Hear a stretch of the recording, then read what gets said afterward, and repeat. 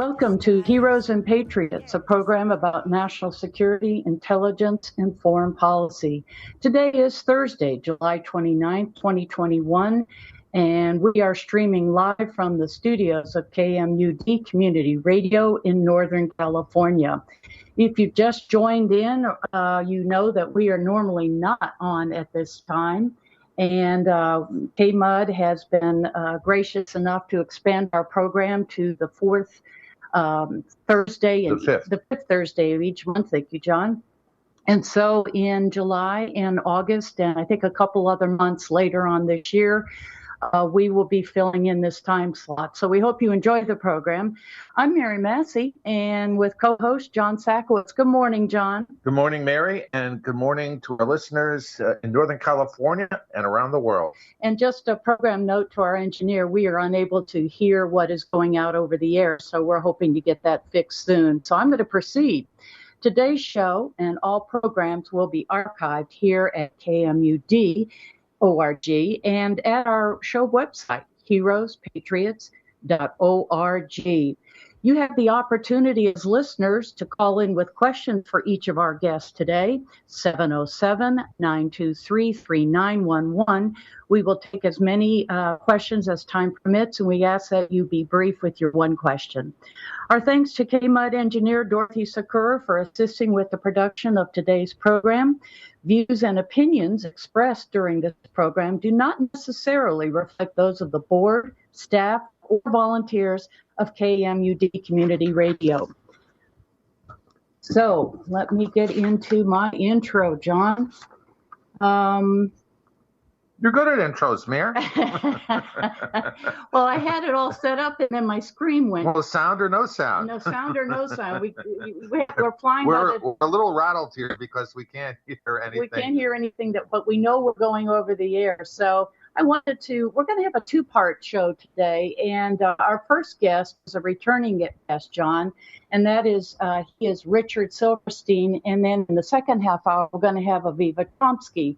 She will be talking about the Biden administration obscuring the root causes of migration and the fate of immigration reform. However, Mr. Silverstein will discuss how Israel's cyber warfare industry presents a global threat to human rights. So we're gonna start there. And again, you're welcome to call us in.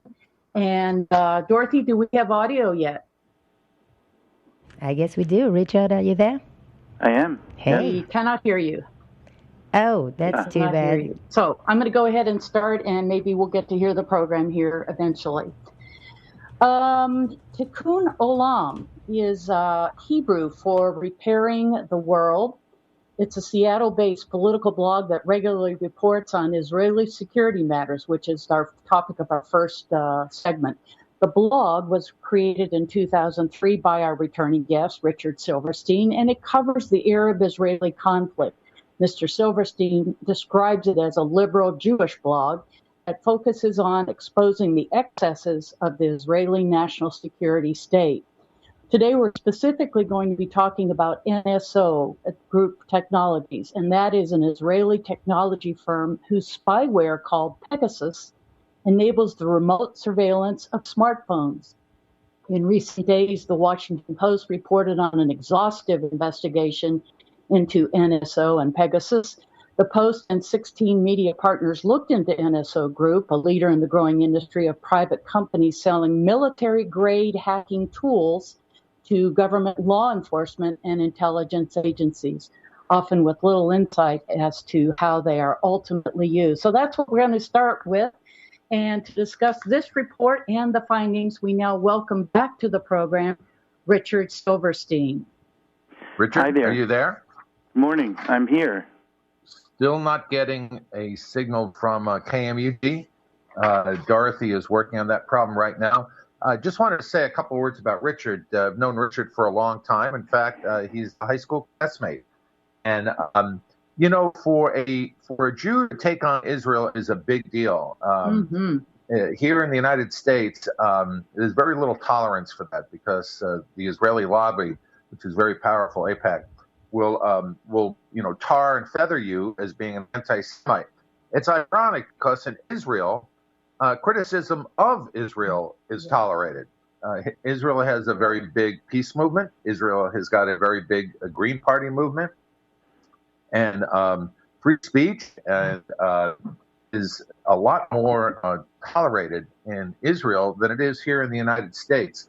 So this story that Richard is focusing on was exposed by the New York Times and the Washington Post, and also Amnesty International's Pegasus project. It's a huge story because it goes to the own abuses here in the United States by the National Security Agency of U.S. citizens. So let's hope we have Richard in the air. Well, we're going to hear him through my little cell phone here. So, okay. Richard, can you hear us? I can hear you. I hope you can hear me. You can't hear me? Hello? I'm so sorry, they can't hear you. I'm going to have to call them so that they can hear you through the phones. Okay. I'm sorry. And there's a caller calling. Just wait a minute. We have to sort that out before taking calls. We can hear him now, Dorothy. We can you hear can? now. Oh, here we go. Okay. Let's do it then. All right. Technology. Good to be here. I was a little worried there. Hey, Richard, brother. Welcome back. Thank you. Great to be here. I want to thank you for contributing to my GoFundMe page on my birthday for KMUD Radio. Thank you. Well, it was very gracious. Happy birthday. Happy birthday. Thank you. And you know, you're in Seattle, and the whole point of my GoFundMe page was that KMUD really is a global community. We have a home here in Northern California in Redwood Country, but the shows that we do on human rights and on peace and social justice are really global concerns. And I was so gratified to see Facebook friends and others, Instagram friends and others just chip in and acknowledge the fact that KMUD is a world community, and it's a loving community, and we're focused on all the right issues. So thank you. Well, I've been a supporter of community radio everywhere that I've lived, and for many decades. So it plays a really vital role in every community where they're located, and we have a few here in Seattle as well. So, Richard, let's just jump right in and talk about the findings that the Post and I think 16 other media outlets found. Could you briefly explain in the 20 minutes we have what the findings were and what the outcome or follow-up will be to that report? Well, NSO is a company that was founded in 2010, and it was founded by veterans of Unit 8200, the Signals Intelligence Unit of the Israeli Defense Forces, the Army, and it's the largest unit in the Army, and what it does is it devises, it's basically Israel's NSA, and it devises all sorts of methods to surveil targets of Israeli intelligence who are deemed to be hostile to Israeli interests. But NSO is a private company, so what it does is it sells its technology to all sorts of regimes around the world, intelligence agencies, police agencies, and ostensibly NSO will tell you that it uses that the technology is meant to track criminals and drug lords and people who are engaged in human trafficking, etc. But really, that's a smokescreen, and what it's used for is by repressive regimes that need to track citizens that are deemed to be dissidents or human rights activists or human rights attorneys, journalists, and the first customer for NSO was in Mexico, the corrupt regime in that country, and it was based around the 43 Mexican students who were murdered many years ago, and the investigation by the Attorney General was quite corrupt and wasn't targeted at finding the real culprits. And so NSO's technology was purchased along with bribes to get the deal, and it was used to torture people into confessions who had nothing to do with the crime. But NSO has been sold to many, many other countries since then, most of them quite repressive. We're talking about Hungary, India, Azerbaijan, and the list is 50 countries long, which amounts to more than a third of the countries in the entire world. And so what happened with the Washington Post story was that someone leaked a list of 50,000 telephone numbers that NSO was targeting. And they were able to match phone numbers with a certain number of cell phones and owners of those cell phones. And among them was Emmanuel Macron of France, 7 prime ministers and presidents of countries, diplomats, including one U.S. diplomat working on the Iran nuclear deal, just an incredible range of people targeted by these customers of NSO Group. And that's one of the reasons why it's so dangerous. In addition, we should note that Jamal Khashoggi, the journalist for the Washington Post, who was murdered in Istanbul by Saudi assassins, was tracked by Pegasus. The Pegasus is the name of the product that they sell. So Pegasus was used to infect the cell phone of Khashoggi and other people, including his ex-wife and his fiancée, who he was going to the consulate to get papers to marry. So it actually, the technology can kill people, in addition to leading them to be put in prison by these repressive regimes. I'm glad you mentioned Khashoggi, because wasn't there a Mexican journalist who was also hacked before his murder?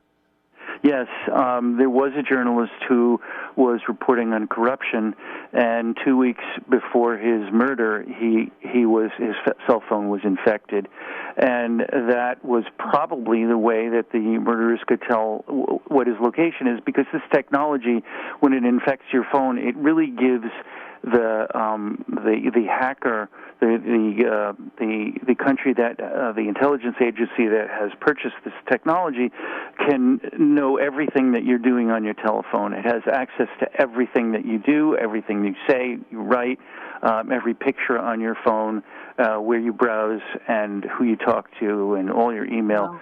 So it can also track your GPS with using GPS. It can track where you are physically. So it's a very easy way to, if you're going to plan to kill someone, to know where they are when you want to do it. And that's what happened in that case.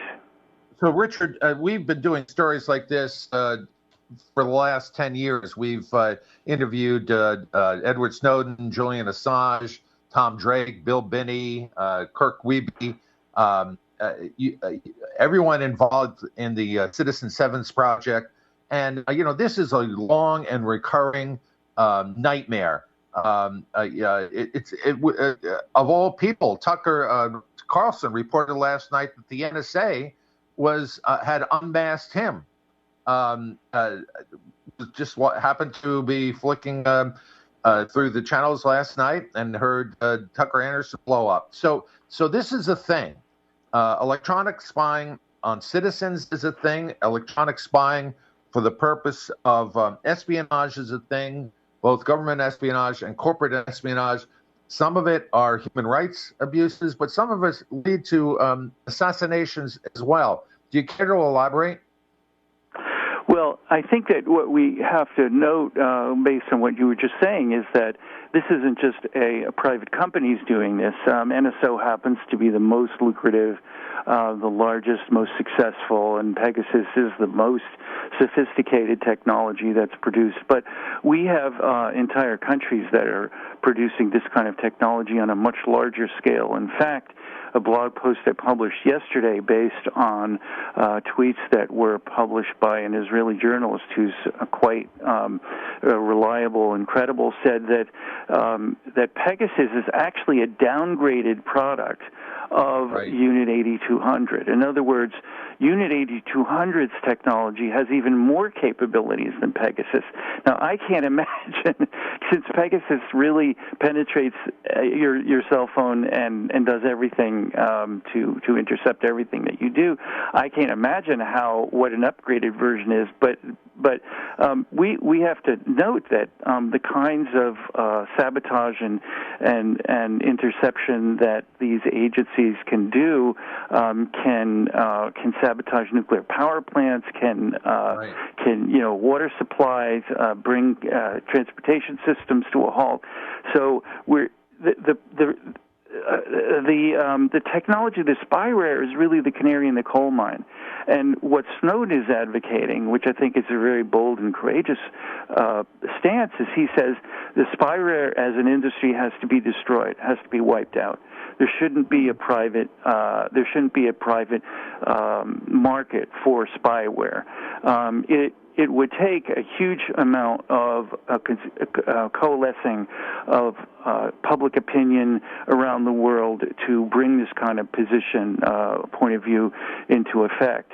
But I think that we need to have members of Congress, and I'm pleased to say that 4 members, Democratic progressive members of Congress, including 2 down in California, have released a statement, "Enough is enough," and they want to call for immediate sanctions and legislation to punish NSO Group and companies like it.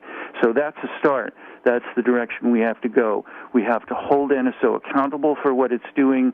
We also need international treaties that will regulate what these companies can do and can't do. And unfortunately, we're not there yet, but that really is the direction that we must go. It's 17 minutes past the hour. If you've just tuned in, this is Heroes and Patriots, and our guest this morning is Richard Silverstein. We're talking about a report in the Washington Post about NSO Group and the Pegasus spyware. By the way, it's classified by Israel as a weapon, and any export of the technology must be approved by Israel.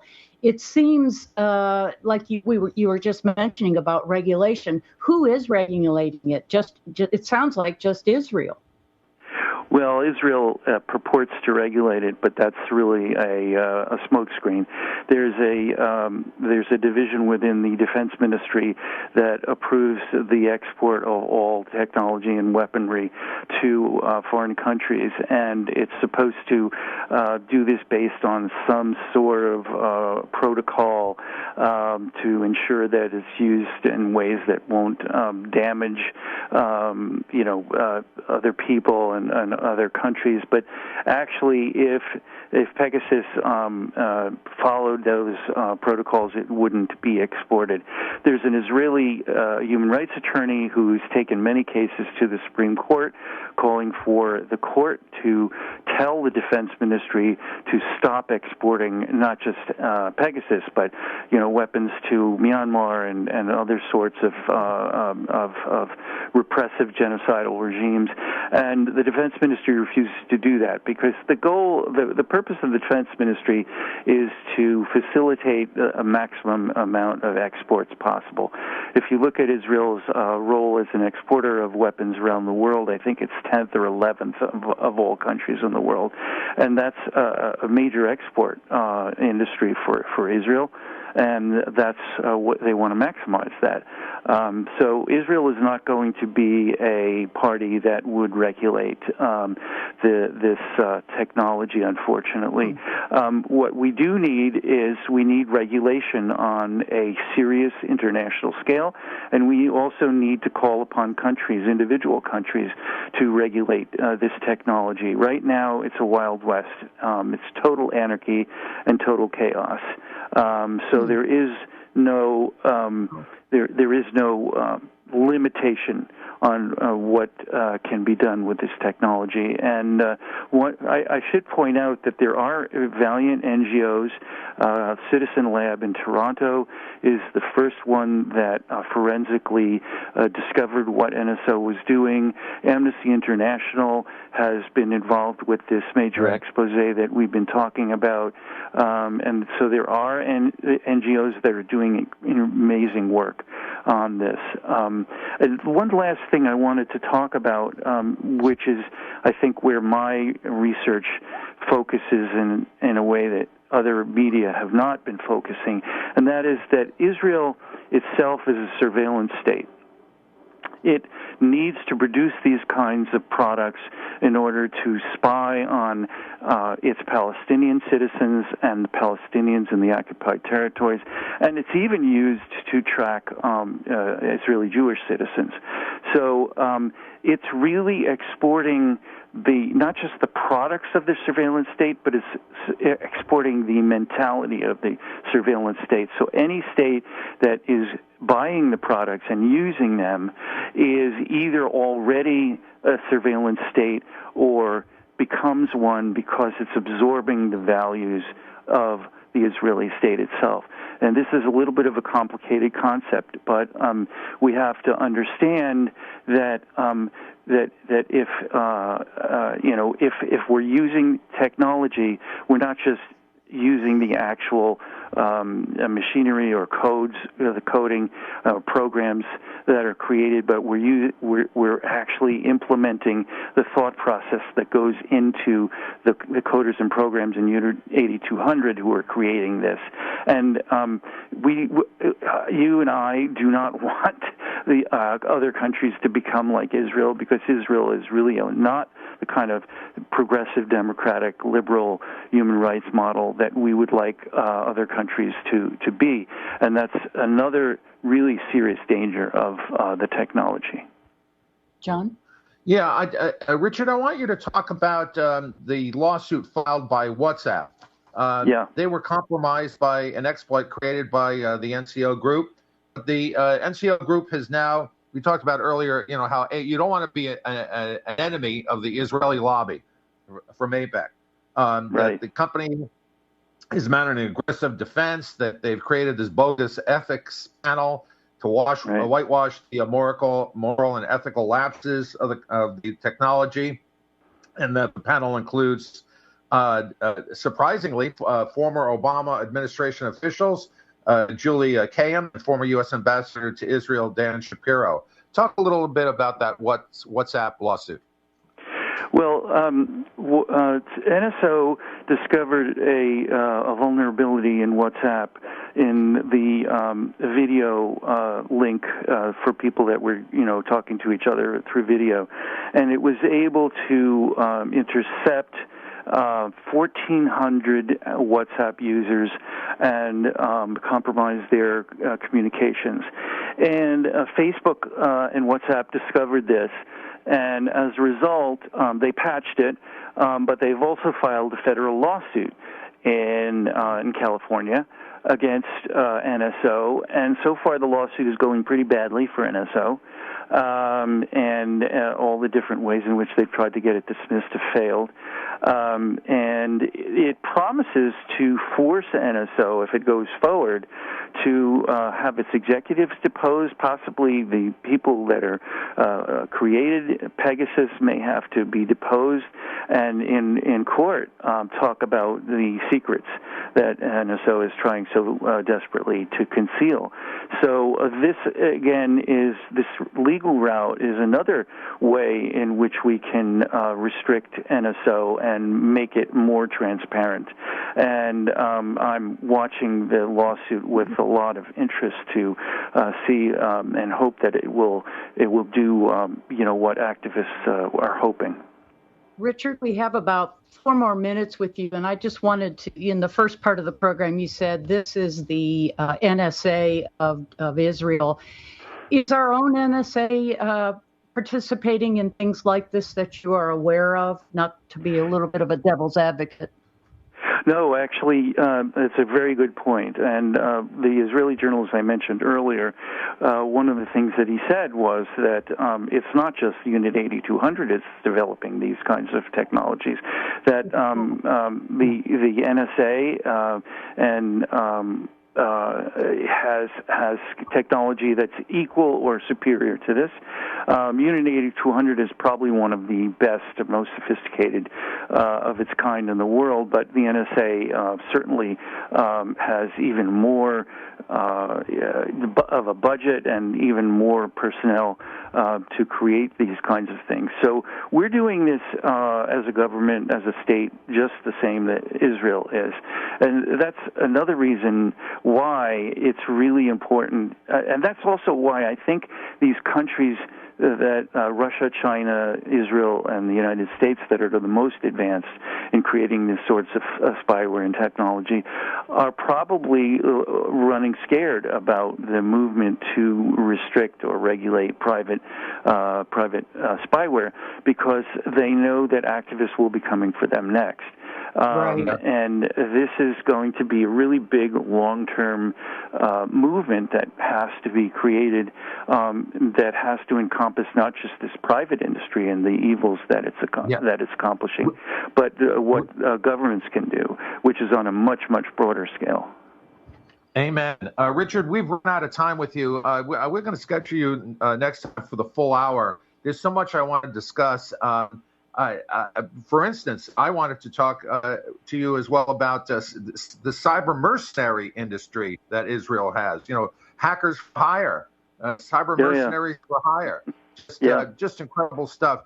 My friend, you are doing very, very courageous work. Tell our listeners how they can follow you and how they can support you. Well, I write the blog Tikkun Olam, and the URL is my name, richardsilverstein.com, and I invite your readers to take a look at it. And I publish my work in venues like Jacobin Magazine, Middle East Eye, and Al Jazeera English. So I look forward to seeing some of your listeners in my comment threads in my blog.